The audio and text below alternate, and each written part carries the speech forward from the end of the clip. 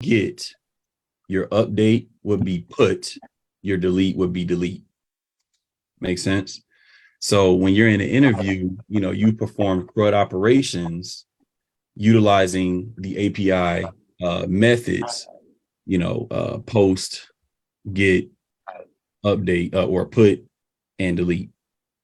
Those four operations are typically the most used. There's another one, I can't remember exactly the name of it because we didn't use it that much. But those are the ones that you want to be familiar with, or that you want to be familiar with, is the get, post, put, and delete. And that's how it correlates to CRUD operations. So do we understand that CRUD comes from the database, but then the HTTP, the methods, post, get, put, delete is actually from the API, but it's how it's corresponding from one to another. Exactly. If we're saying create this in a database, it would be essentially a post in API in Postman.